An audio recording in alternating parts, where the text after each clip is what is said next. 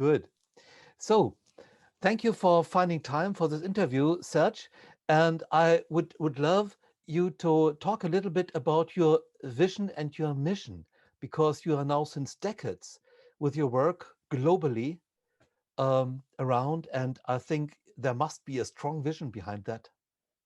Sure, the vision is to make the world a better place. Wow, that's good. I need a lot of help to do that. So Yeah. that's why I'm sharing and teaching.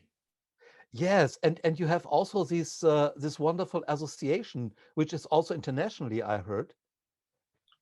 You mean Huna International? Yes. Yes, that's right. That's a group of people who have gotten together, who have taken training from me and decided to be part of this big event, big endeavor, rather. I see. I see. Uh, do you have special projects, or do you like to talk a little bit about what this group does? Is that okay? Oh, there's all kinds of things. It's basically healing, but we look at that in a lot of different ways. Anything which is helping people to empower people is considered healing. So we have people who write books, we have write articles, we have people who teach, we Hmm. have people who are in the medical field, Hmm. applying these ideas to the work that they do. We have counselors, what they call coaches today, Yeah. a wide range of activities for this purpose. Wow. And I guess you also exchange your experiences and insights, right? Oh, yes, right. The people, they get together themselves, but also every month, why I have a Zoom meeting with our staff, our worldwide staff, and we talk about a lot of things. Isn't the internet a wonderful invention? Oh, it is. It's really great. Um, just talking about making the world a better place. Um, do you like to share some ideas about the current situation with the audience? The current situation is what the current situation is. It That's really right. doesn't matter what the situation is. You do your best Yeah. to help empower people and make things better. Yeah. Do you see any signs of, let's say, push from above for some transformation in what goes on around the world at the moment? Actually, I don't. Okay. That's not my thing. We need to push from below, is my opinion. Ah, yeah. That's what I love also about your work, that it's so practically down to earth. Yes, it is that. So, which projects are very important to you, but you did not really start them so far? Is there anything? Nope, I'm doing everything I've chosen to do, which is a Wow. wide range of things. Hmm. But which includes, it's very important in any particular life to have time for not only relaxation but pleasure of different kinds. To Yeah. have fun is part Yeah. of life. You can't keep focusing on a project. It's like life is a wave. Hmm. And so in a wave, the wave goes up and here's the work and you're doing everything. And then you reach a particular peak and then you've got to relax and go down time in order to get the energy to go back up again. Yeah. Yeah. So that sounds to me very Hawaiian with surfing the waves. Yes. Um, when um, when looking at your background, um, I noticed that this is really international. So you have some in-depth training in Hawaiian Huna, and also you got shamanic training in Africa and Yes. in Mongolia. I mean, these are so different places. What did this give you? It gave me an awful lot more information, an awful lot more techniques and ways to Yeah. help people. That's what it gave me. Wow, wonderful. And was there any problem for you to bring these very different cultural backgrounds together, or do they have something in common? Well, my basic framework, regardless of where I got the information, my basic framework has been from the Hawaiian knowledge that I was privileged to get. Yeah. Okay? So everything fits into the simple framework of what we call the 7 principles.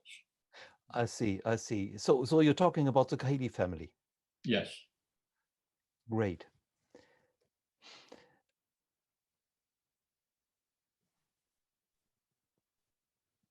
In which way did failures or apparent failures create important insights or wisdom for you or helped you to activate and understand part of your talents or potential better?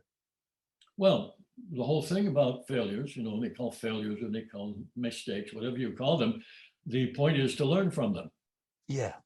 So that's what I've done. I've learned from them. And if you sit and regret things that you've done, that doesn't get anywhere and just takes you further down the hole.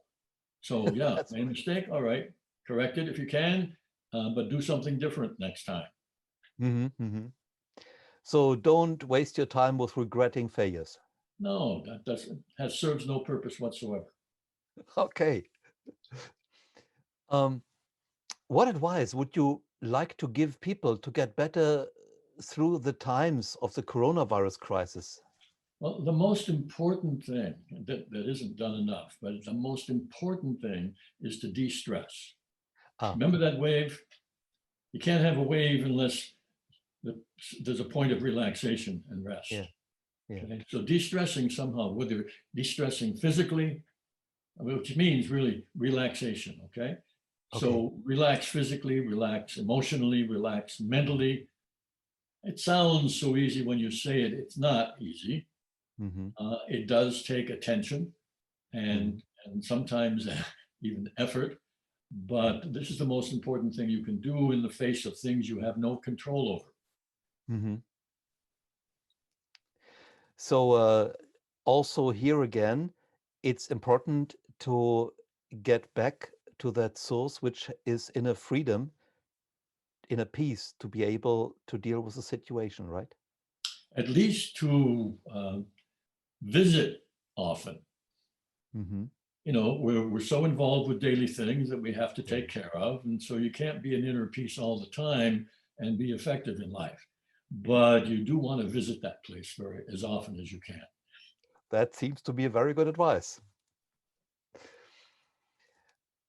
In the last 3 years, approximately, which new beliefs or habits have, in your opinion, most improved the quality of your life? Well, that's a tough one. So there is a habit that I've developed fairly recently.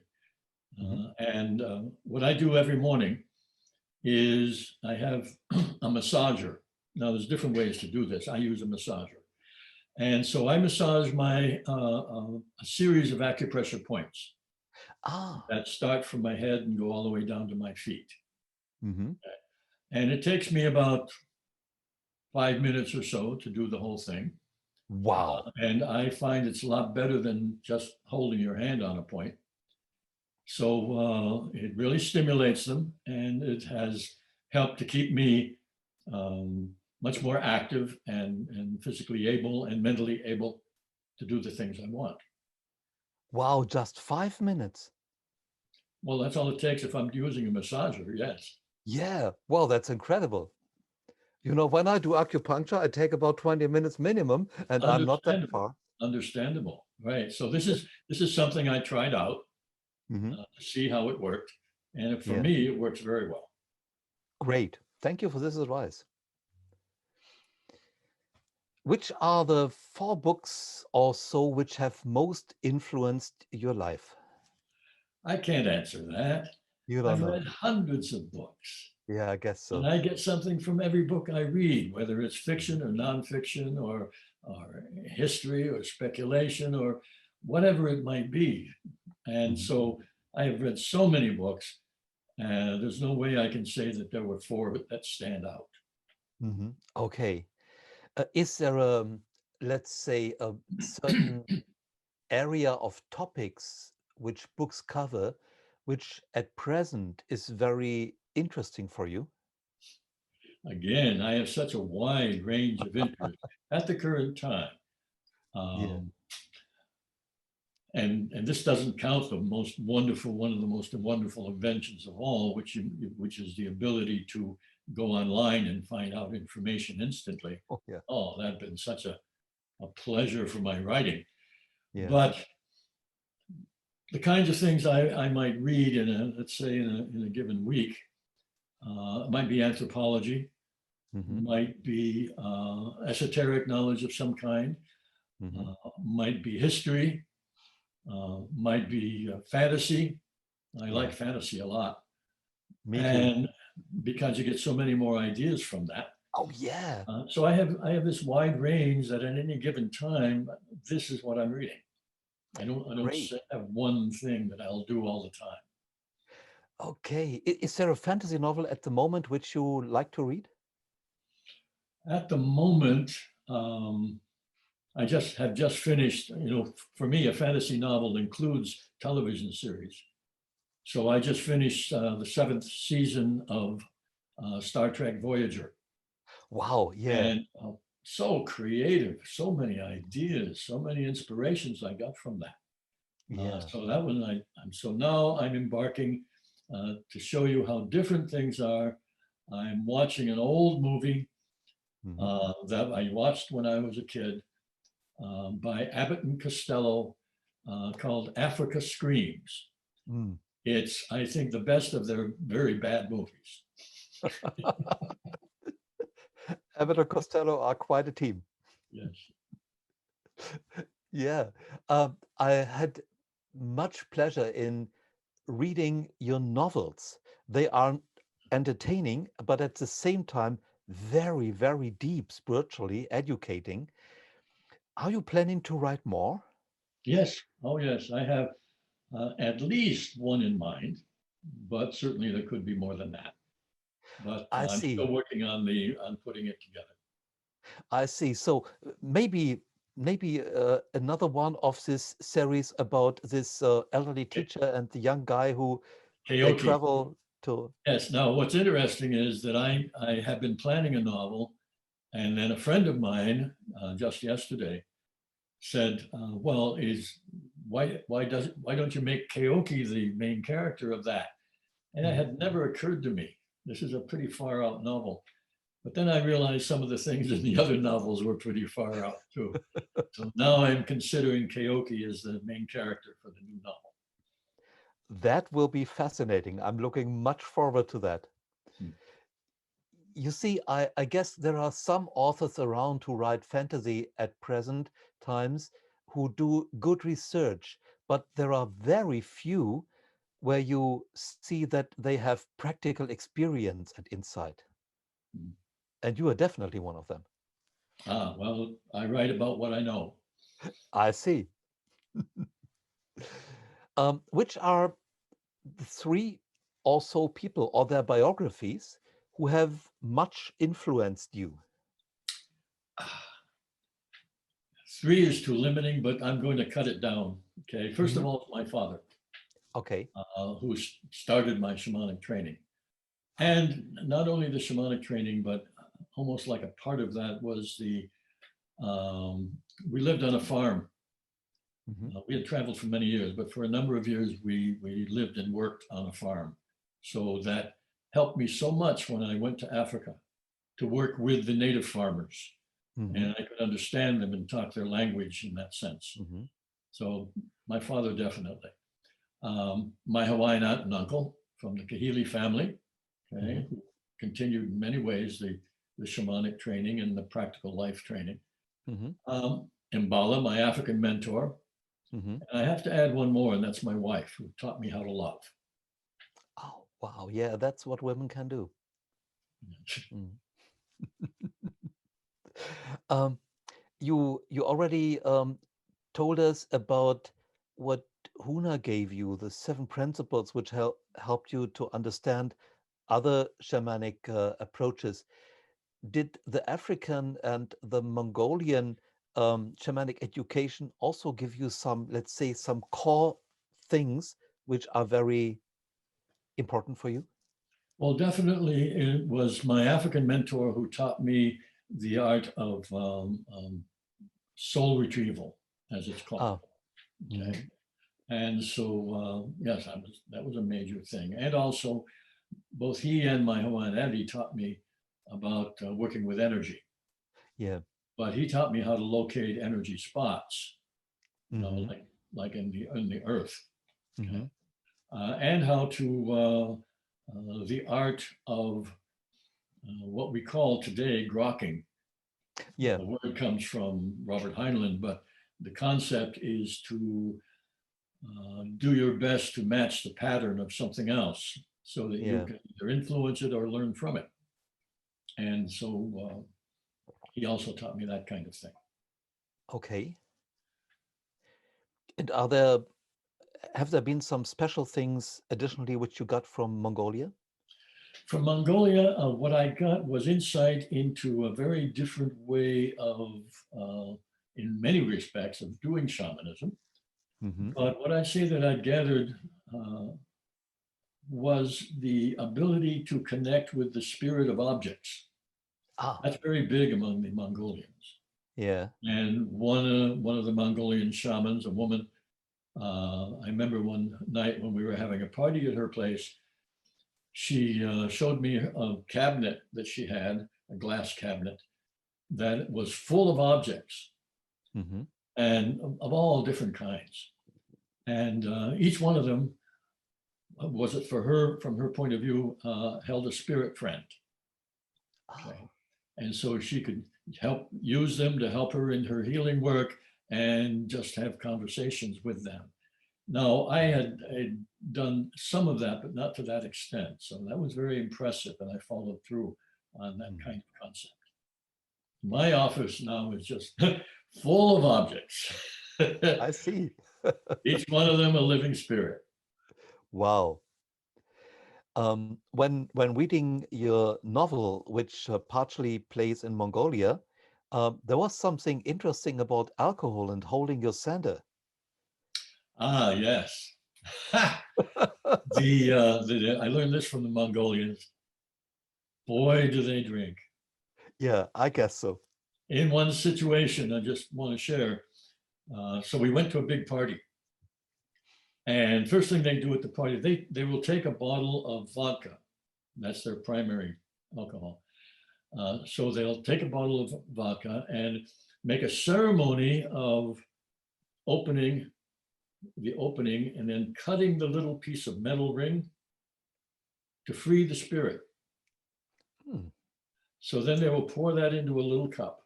And this is what Mm-hmm. they did. One person did this for the whole group and walked to the window and threw it outside as a gift to the other spirits. Mm-hmm. That was great. So as the dinner continued, what they also do is they toast all constantly. So Mm-hmm. you're always drinking usually out of these little brass cups while you're drinking a shot or more of alcohol. And so this continued, and I was really feeling like I was getting an awful lot, too much. And finally, I looked, and the table was empty of bottles. And I thought, oh, good. And then half the guys at the table reached under the table and brought out another bottle. Oh no.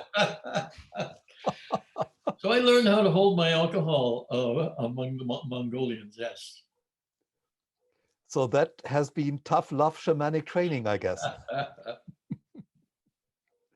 Uh, Talking about alcohol and shamans, uh, what is your opinion on using drugs like ayahuasca and such for doing shamanic work or what they say is shamanic work? Well, the main thing is it's unnecessary. Yeah. My African mentor didn't use them. The Mongolians did not use them. Hmm.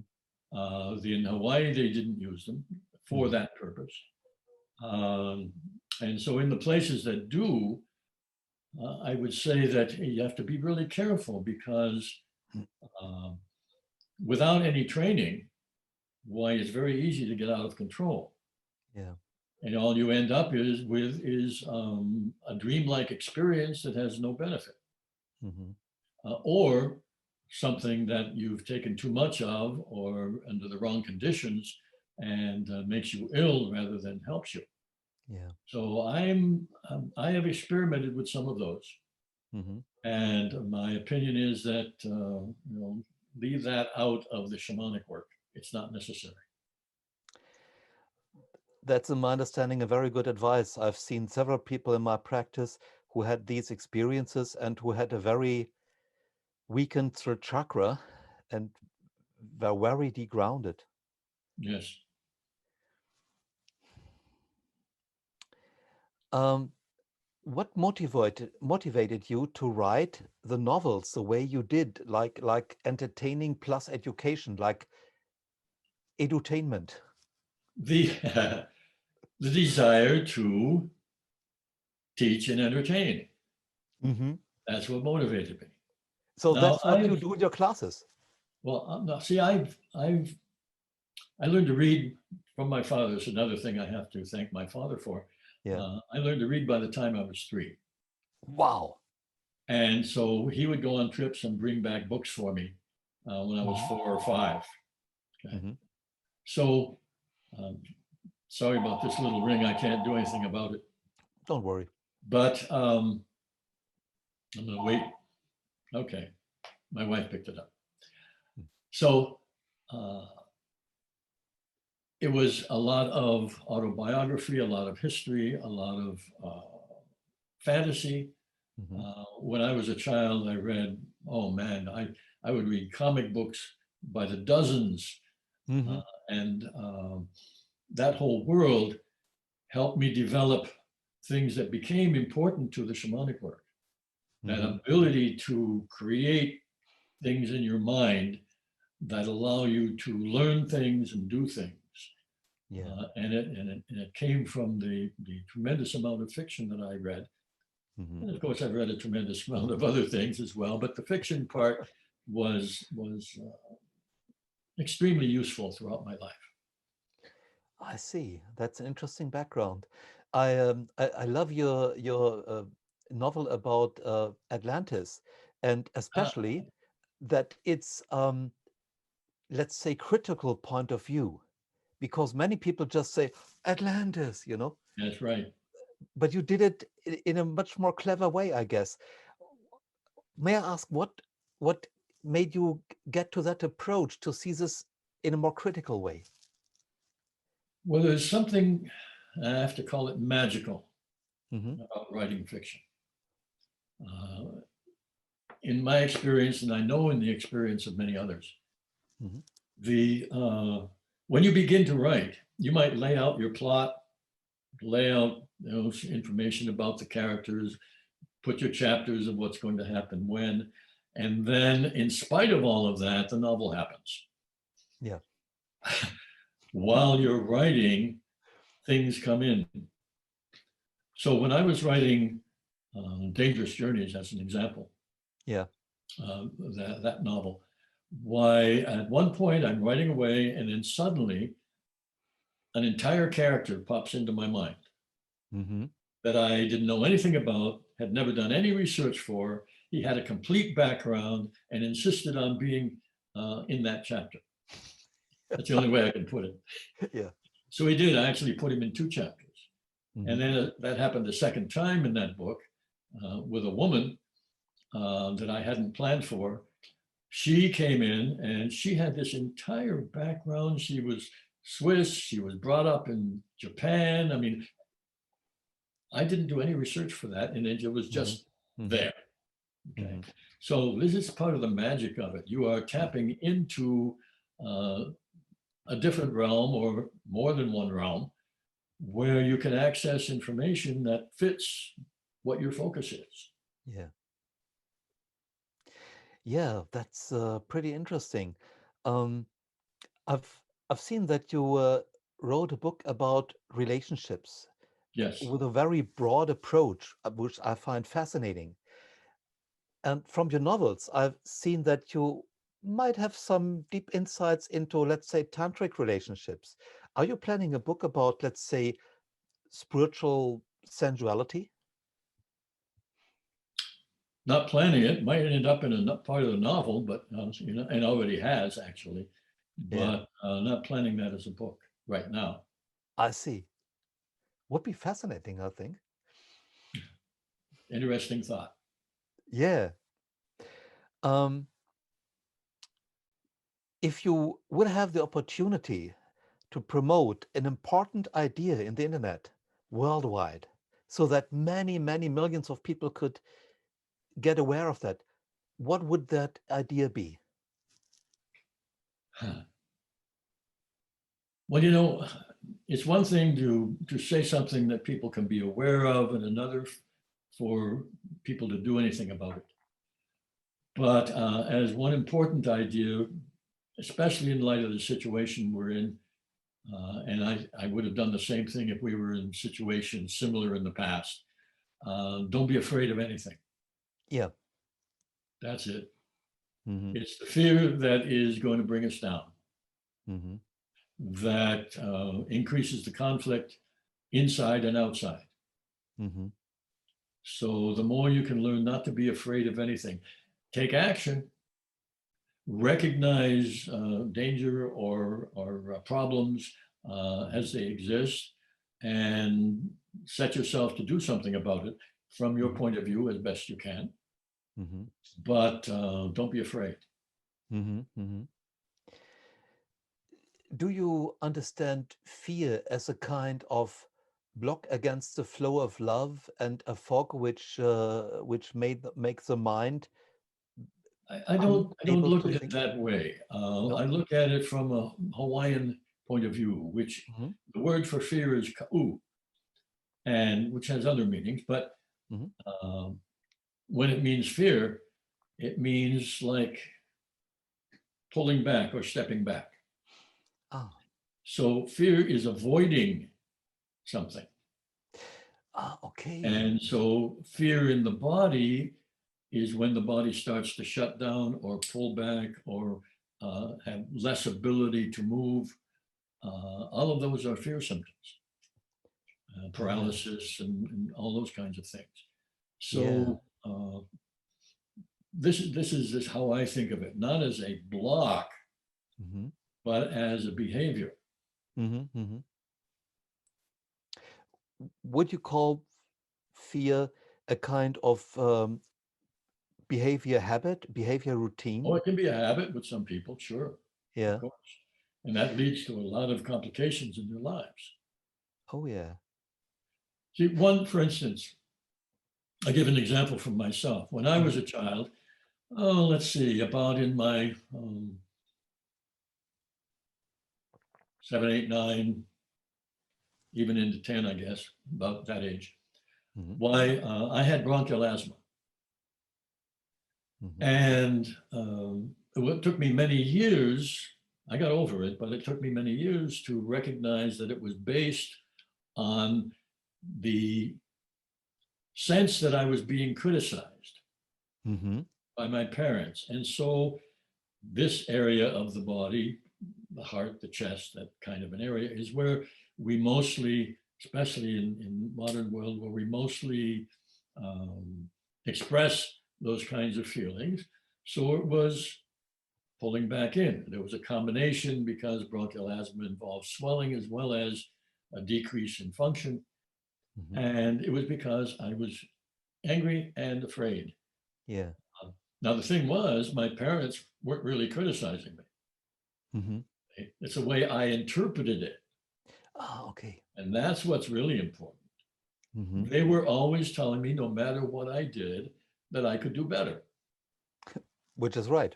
which was good, except that I interpreted it as nothing I do is good enough. Ah, I see. See? Yeah. So that's something that I had to get over with. And so that's something that other people can't really control how you interpret things. Yeah. Yeah. Sure. But the more you can personally recognize you are creating your problems, not other people, Mm-hmm. then you can start to take steps to Mm-hmm. change what you're doing and thinking and feeling. Wise words. Um, you have a background in psychology and I guess also much background in NLP, right? No, NLP just happened to coincide with many of the things that I was taught. Ah. I read the books on NLP, but I read them recognizing that there were many similar things. Mm-hmm. So I wouldn't say I learned from it, but they had a lot of good techniques, I'll say that. Yeah, yeah. So from the point of view of techniques, I found it useful, but it was simply confirming many of the things that I knew. And the difference was that NLP only took it to a certain level. Yeah. And the knowledge that we call Huna takes it beyond the physical. Of course, there is a limit to NLP, a big, big limit. Yeah. So is there some truth in it that you expanded NLP into the spiritual area? No, No? no. I was never a practitioner of it. I didn't do that. What I No, did yeah. was what I had learned to do, which was simply already expanded beyond the typical NLP. I see.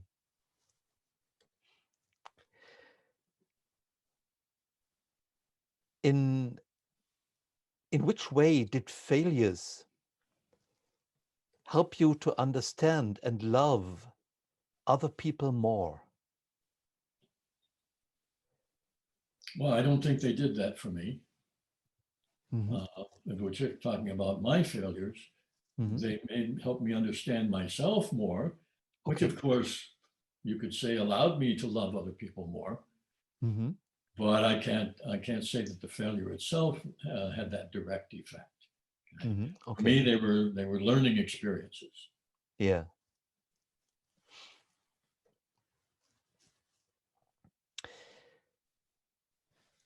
What advice would you give a young person who wants to start a working life and get the right education or preparation for this? Of course, not some specific, but a general thing which you could say will help them whatever they do. Oh, Is there okay. something?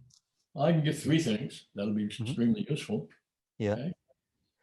Bless the present, which Mm-hmm. means appreciate the good in your life right now around you immediately. Yeah. Yeah. Consciously acknowledge it as good. It's not saying, oh yeah, this is nice. No, consciously acknowledge it as good. Mm-hmm. This helps to bring you into the present moment where you can think more clearly and act more effectively. Mm-hmm. That's first part. The second part is trust yourself. Mm-hmm. You're always going to do the best you can. It may not turn out the way you want, but you're going to do the best you can in any situation. So no regrets. Trust yourself that you'll always do the best you can. And let that inspire you to learn how to do better. Okay? And then the final thing is to expect the best. Now, when you expect the best, you're open to opportunities. Right, yeah. We can't control the world around us, but we can certainly influence us. And if we know how to do it, we can influence the world.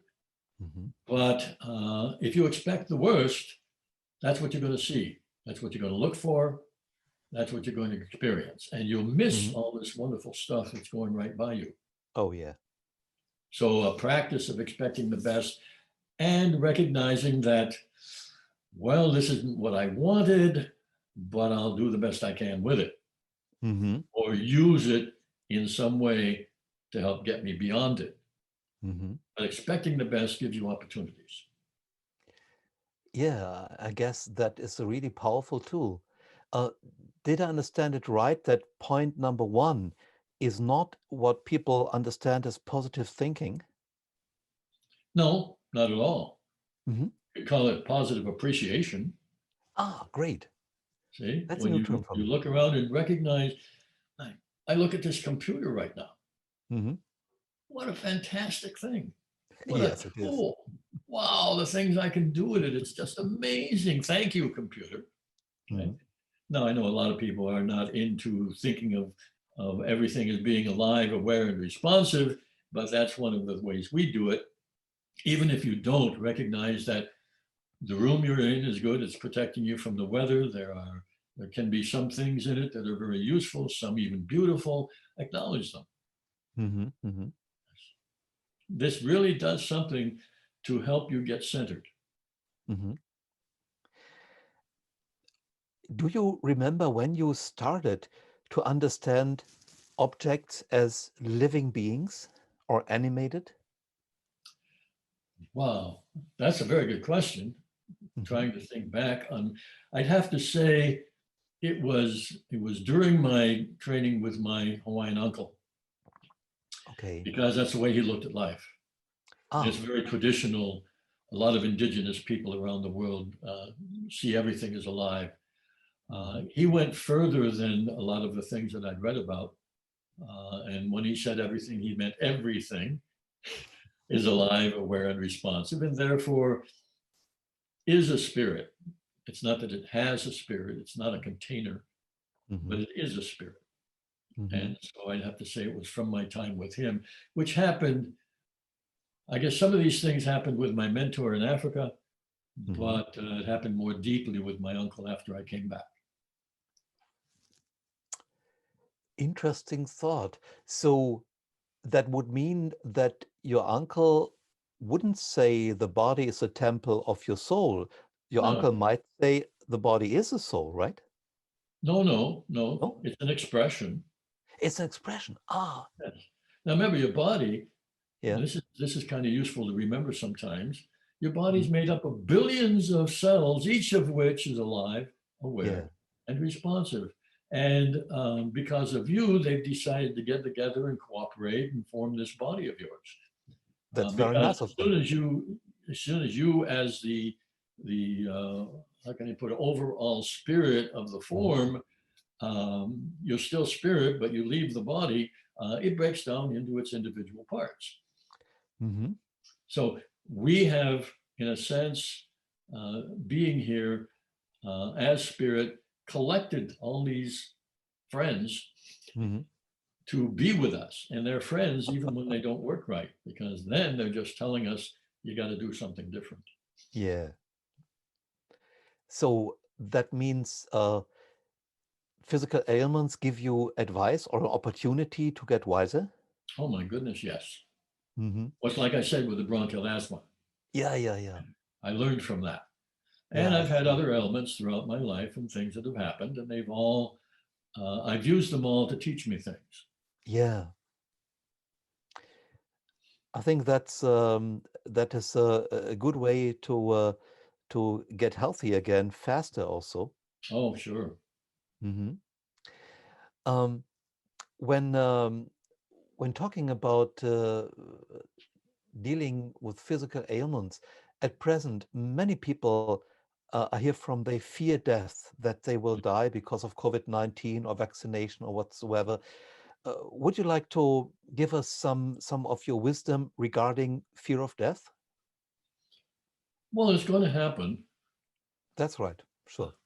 That's right. That's part of, it might sound strange, but it's part of living. Mhm. And everything that we see around us is going to disappear for us, but we don't know what's coming next. Mhm. A lot of people claim to have gone what they call over, and there isn't any over. But anyway, they claim to have gone over and come back, and so they tell you everything about what they experienced. I do that every night. Right. I don't need to die to do that. Okay. But I'm going to die, and everybody is, and this computer is going to die, and things are going to finish being what they are, or Mhm. modify in some way, and be Mhm. something else. Mhm. So, what there's an awful lot of thing, of course, to fear. It's one thing to fear death. It's another thing. It's slightly different to fear dying before you think you should or before you want to. Yeah. Okay? That's really Mhm. tough. Yeah. And again, it's one of the things we have a certain degree of control over. Mhm. And we're going to die, as most people do, of excess tension. Ah. Now, we're not going to live forever, but we can live for an awful long time. But it's the Mhm. tension that accumulates Mhm. that diminishes the effectiveness and health of the body. That's interesting. And so that's why I talked about earlier about, relax Mm-hmm. as much as you can. Yeah, we're going to die, but there's nothing says that we have to die from a sickness. Mm-hmm. That comes about, the sickness isn't killing us. Mm-hmm. We're killing ourselves sooner than we need to. But this is not an easy thing to deal with at all, because so many different kinds of factors come in, the way we think and act and believe and expect. But these are all going to influence our health and how long we're here. Mm-hmm. Do you think there is some basic underlying motivation why people get tense? I think it's a natural reaction of stress. But see, here's the thing. I'll do a little demonstration. Okay. Please. I have people sometimes in class put their hands like this. Mm-hmm. And I tell them to push with their right hand. Mm-hmm. And most people stay like this. Now, I don't push. I'm just telling them to push. Because if they really pushed with their right hand, it would look like this. Sure. What's happening is they're pushing back. This is stress from the outside world, whatever it might be. Yeah. This is your reaction to that stress. Mm-hmm. The more you push back, the more tension you create in your body. Yeah. The more things you don't like, the more things you refuse, the more things you criticize. That's the internal stress pushing back against something that's happening beyond your body. It sounds very much like the Aikido and Tai Chi Chuan philosophy. Yes, right. There's a great similarity. Yeah. Thank you. What is the best investment, not only understood money-wise, in your life? Can My you life, identify something? very simple, of course. My wife. Your wife. Well, Absolutely. that's, yeah, great. No question about it. Would you like to tell a little bit about why? Why? Well, she's the one who taught me to love. Yeah, that's the most important thing. That's the most important thing. Yeah, I see. I mean, I could go on and on and on just about her, but I'm blessed. Now, we are human beings. Mm-hmm. There are times when we don't agree, times when it sounds like, well, at least from my point of view, I'm a little more emotional, but sounds like I'm angry at her, but it lasts maybe 5 seconds. I express my feelings and then they're gone. It's too many people try to keep it up or prove themselves right or conquer or things like that. Waste of time. Right? Definitely. So somebody listening to us can hear us shout sometimes, but it's over and done with. It's mainly me shouting. She doesn't shout. But it gets the situation over and then it's peace again instantly. Given that you live on Big Island on Hawaii, as I understood, do you still go surfing? No, not anymore. Okay. But you did. I used to do body surfing when we lived on Kauai, but no, that's behind me. Okay, but you did. Oh yes, right. Good. I just think living on Hawaii, it's so tempting, to do some surfing. Oh, it is. And if I had the opportunity, I mean, we've done kayaking, okay? And we've done other kinds of things on the water. But surfing is a little rough for me nowadays. Well, of course, it's you Well, I need don't to have mean some just strength. the other external. We have our neighbors, a lot younger people who take their children surfing every weekend.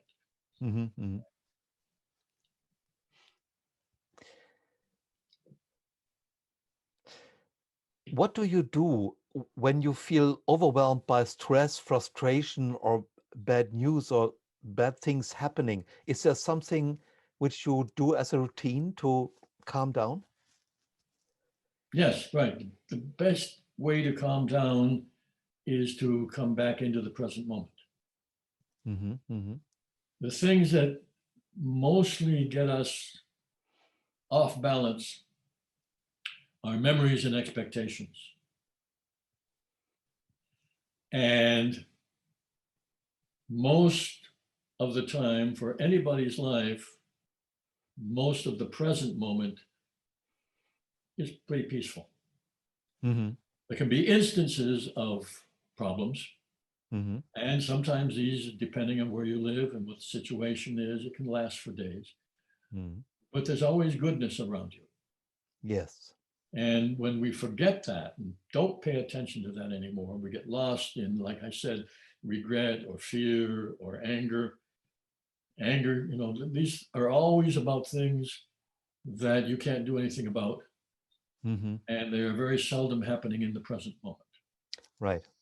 Okay. There was an actress, I remember Ingrid Bergman. She Yeah. made a statement once that said, the secret to happiness is a bad memory. Well, yeah, that's wise. You just let it go.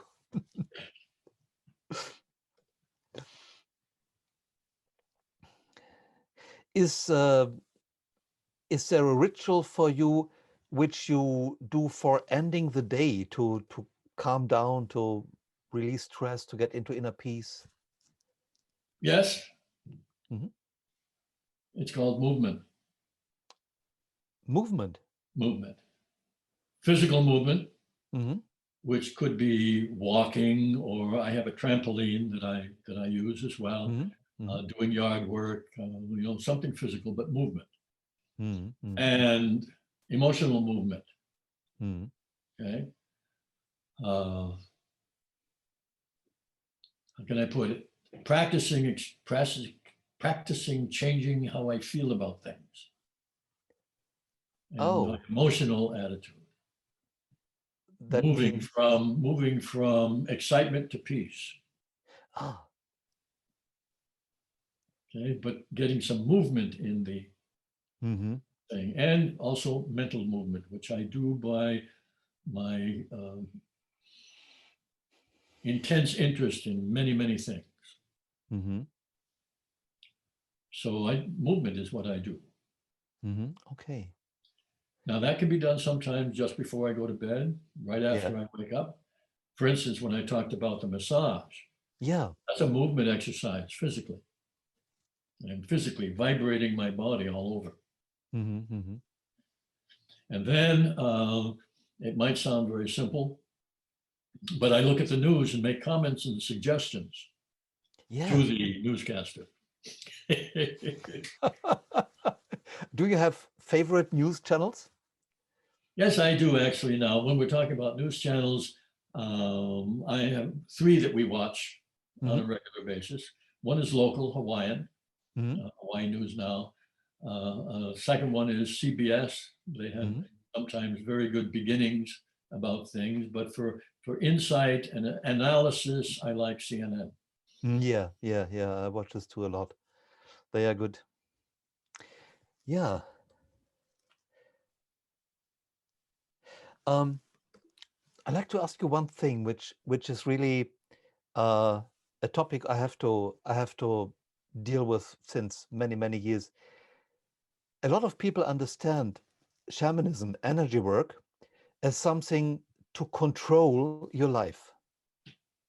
Yeah, right. I That's what don't it's see it that way. How do you no, see it? it isn't. Of course not. We can't control. We can't Right. control anything. Hmm. There are too many factors involved, too many other living essences involved Hmm. that have their own ideas and things. We Hmm. can influence, Yeah. and there's where it is. But we can only influence something that's willing to move in the direction we want. Yeah. So, for instance, this is how we work with hurricanes. Hmm. We've been very successful in moving most hurricanes away from the islands. Hmm. Not always, because some hurricanes have a determination. Okay. Mm-hmm. But the way to do that, the way I use it, is I will make deep contact with the spirit of the hurricane Mm-hmm. and find out which different directions it might be willing to move in. Okay. And so when I find one that's away from, especially human communities, Mm-hmm. okay, because of the infrastructure that human beings have set up, they take sometimes the most damage. Mm-hmm. But they're the ones whose fear and anger mostly attracts the hurricane. Oh yeah. But so I'll find out what's a possible difference of direction, and then I will. It's very hard to describe. I will lean my energy and intention in that direction, Mm-hmm. persuading the hurricane to take that path rather than this path. And working with other people who are helping me and doing the same kind of thing, we've been over the years very, very successful. We've only there was one hurricane, one of the big ones in '92, that was slammed into Kauai dead on. Well, there were a lot of issues going on in Kauai, issues in nature and issues among people a lot. But what was interesting was that a colleague of mine and I, the hurricane was going below the islands. Here's Kauai up here. Hurricane was going way down here until it got just below Kauai.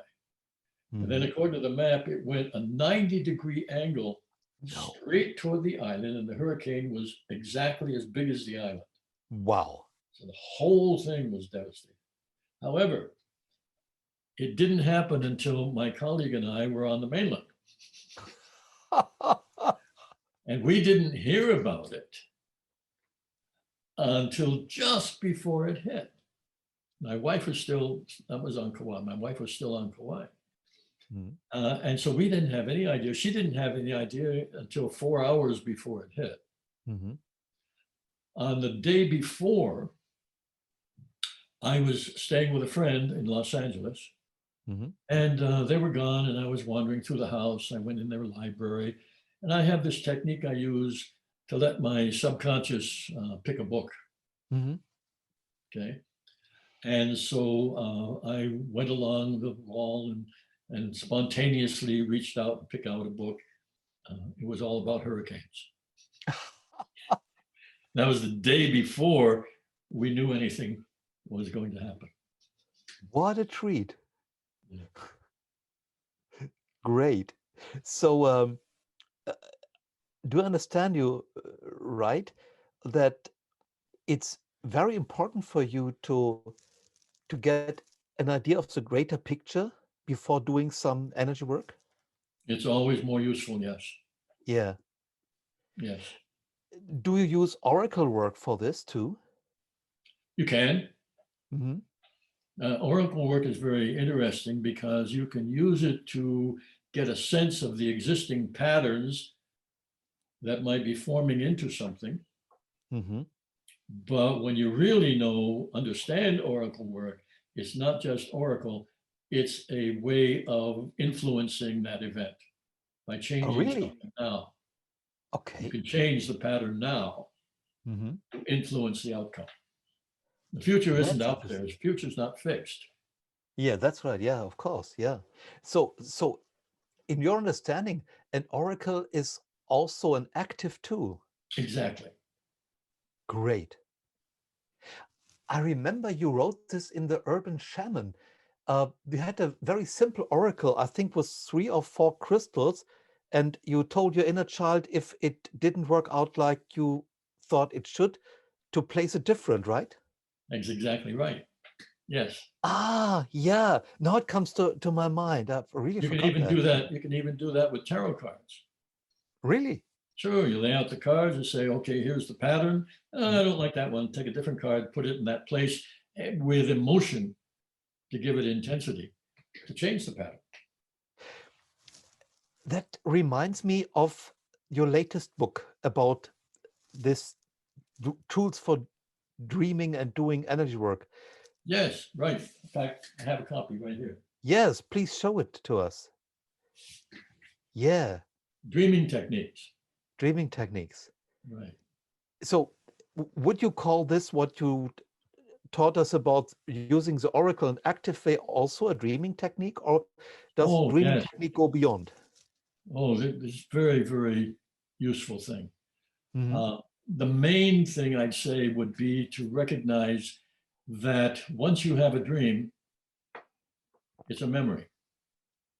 Ah, See, the dream doesn't exist anymore. right. So the dream isn't influencing you anymore. The memory is. Mm-hmm. So change the memory. There's nothing Mm-hmm. sacred about a memory. Right. Most of them are different from what really happened anyway. So true. So if you have a nightmare, this is the most incredible thing. It's so simple, but it's an important part of the book. If you have a nightmare, recall the nightmare. When you're awake, you don't have to go to sleep again, Mm-hmm. but you're not working with the nightmare anymore. Mm-hmm. You're working with the memory of the nightmare. I And see. you can work with that while you're awake. Mm-hmm. So you bring it back to mind and you change the story in some way Mm-hmm. so that it has a good outcome. Okay. So do you do this also with, let's say, childhood memories which are unpleasant? Oh, sure. Ah, Oh, it's incredibly healing. yeah. Is this like hypnotherapy, like Erickson's approach? Um, there are, there are similarities, yes. Mm-hmm. Is there also an approach to this in ancient Huna, or did you develop that? No, it comes out of the idea that now is the moment of power. Ah, yes, that makes lots And of in the sense. Hawaiian language, Hawaiian doesn't have a past tense. What? Really? That's right. It doesn't have a future tense. So it's like Chinese language. Similar in that sense. And similar in the fact that it does not have the verb to be. Wow. So when you're talking about the past, there's a marker that can indicate that something is over and done with. Yeah. And it's another marker that indicates something hasn't happened yet. Mm-hmm. Okay. And there are markers that say something happened and it's still going on, or something that's going on now will probably continue. Mm-hmm. But in terms of a tense, like we think of it in most Indo-European languages, where we think of everything as a noun and therefore it's a thing, Mm-hmm. people are obsessed with the past as a thing, and it is, Yeah. doesn't exist. Okay. So if I were to say something in Hawaiian and translate it literally into English, Mm-hmm. and I would say, day before yesterday, I crossed over the mountains and went to Kona. Now in English, there's a sense that that happened and it still is affecting me. Mm-hmm. Okay. In Hawaiian, I would have to say literally, my going over to Kona the day before yesterday is over. Ah, closing the Gestalt. Yeah, right. Doesn't happen, doesn't exist anymore. So the Hawaiians traditionally did not celebrate anniversaries of anything. Mm-hmm. They did not celebrate birthdays except for the first birthday of the eldest child, Mm-hmm. because the eldest child had to retain the family history. No other birthdays were celebrated. They didn't have religious wars or wars based on things that happened in the past. Oh, lucky They didn't people. keep a calendar. You know, there are a lot of interesting aspects to that that can be applied to our way of thinking today. We don't have to know Hawaiian, but they can be applied to our thinking today that now is the moment of power. Mm-hmm. Mm-hmm. Here's where we live, here's where we change things. Mm-hmm. It seems to me that Hawaiian language is a language which can explain life in a Well, way. it is a viewpoint. Okay. Okay. And Mhm. I think it has a great many terrific benefits to it, especially for healing. Mhm. Wouldn't this be a very interesting book project to let more people around the world know about these kind of things, like what you told me about Hawaiian understanding of time and anniversaries and so on? That sounds so fascinating. It's a lot of what my books have. Okay. Oh, there's 7 islands, I guess, is Hawaii, but so much wisdom. Yeah.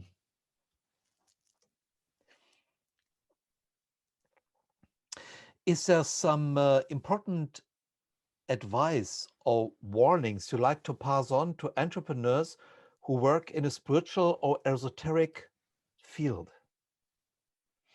Well, I wouldn't say any warning of any kind. No, of course Mhm. not. The warning implies that there's something out there. Mhm, mhm. There isn't. So again, I'm going to repeat what I've said before. Don't be afraid. Okay. If you're working in the spirit, like for instance, like some of the things, and still happens, it's this idea that you're going to go astral travel and there's this cord that is somehow crazily attached to you, that if the cord is cut, you'll be lost out there forever. Total nonsense. Total nonsense. I've never seen such a cord, don't need it. And I've done a lot of astral travel. I guess so. So, it's the fear. And I can remember too, when I was studying of different ways of doing this, in this one study, where you had to, in your mind, you had to go into this special place and you had to go straight forward and make a left, and then you make a right, and then you could take off.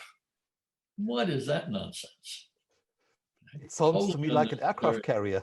You got to restrict it, you got to be really careful. Um, Nonsense. Okay. Okay, I see. Hmm.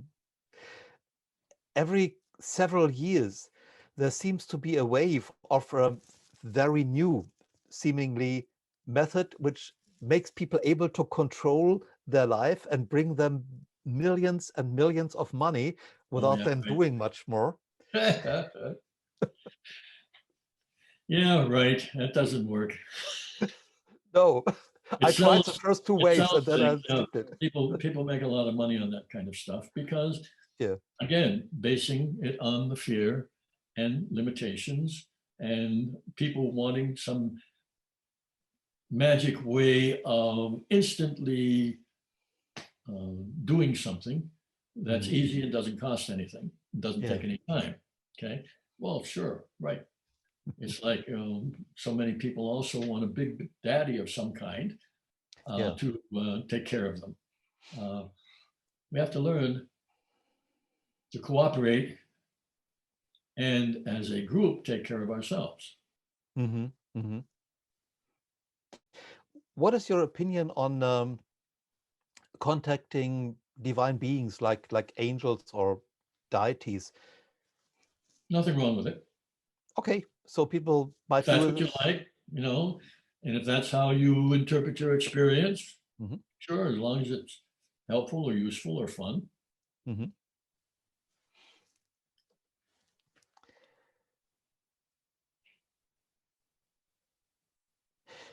Is there a part of your work which you are most proud of, or consider most important?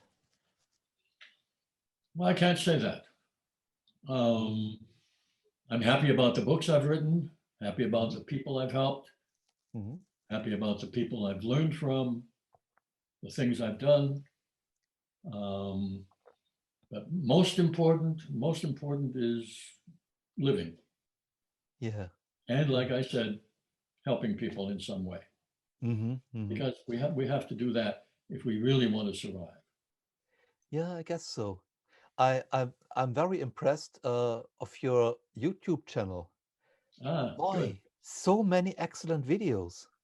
Thank you. Oh, you're welcome. Many people are putting out YouTube channels with giving some information and doing a lot of marketing, which is quite okay for me. But these videos, I've seen some of them and I'm impressed. They are really good, I guess. That's right. And these are taken from lectures that I've given in the past. Ah, And I have a very strong feeling that I want them to be out there at no cost for everybody yeah, to access. yeah. That's important. I guess many people will have good insights with this good education. In the last 3 years approximately, what did learn to say no made your life better? So where there's things you learned to say no to and got a better life. Wow. I learned how to say no a long time ago. So I wouldn't just say it's in the past few years. Whenever there is something that I know I don't need or is not going to help me or help others, Mhm. I can very easily say no to it. Okay. That's a And you learned this long early. time practice. Okay. Do you know when this was approximately in your life? Was a special event around that? Looking back on my life, um, I'd have to say that I can't say the moment when I started, but I can tell you that the moment my life began to improve was the day I was married. Ah, your wife again. Yes. Now, Great. I did other things before we got married. For Mhm. instance, there was a time in my life when, after my father died, I was a lost soul. Yeah. And so I didn't know what to do. I was trying to put myself through college. Mhm. I was living on my own, um, starting when I was 17, and failed my first year of college fantastically. I Mhm. mean, Mhm. really bells and whistles and everything. And I was walking along in uh, the town of Pittsburgh where my mother was living. I was in Mhm. Detroit. So my Mhm. mother was in Pittsburgh and I went to visit. And I'm walking along the street. And in those days, the post office, US Post Office, used to have a window front right on the street. Mhm. Like you go by and passing a business. Well, the post office would be on the street and they would have these windows. Mhm. And in the window, this one time, there was a poster of Uncle Sam. You're familiar with that Yeah. concept. And he was pointing. And it said, the Marine Corps builds men. And I said, that's what I need. So I joined the Marine Corps when I was 18. And uh, boy, did they help me. They did Tough love. exactly what I needed. And so I'd have to say that an awful lot of my self confidence came from that Mhm. experience. Yeah. In the time I was in, I managed to make sergeant, which gave me a lot of leadership training. Yeah. And it was one of the most important transitions of my life. Mhm. What I learned from that experience. Okay, so I'm very thankful for them to what they do. It was not easy, No, but boy, did I learn a lot, and it helped build me up mentally, physically, and emotionally, I see. so that I was ready for marriage.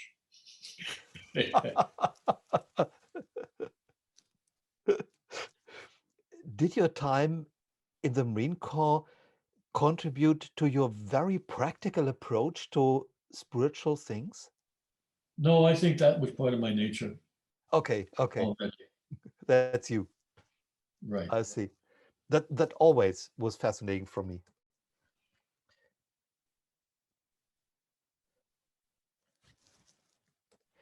Yeah, so far I used up all my questions, which I set Okay. up, which is a pity because it's very much fun for me to listen to you.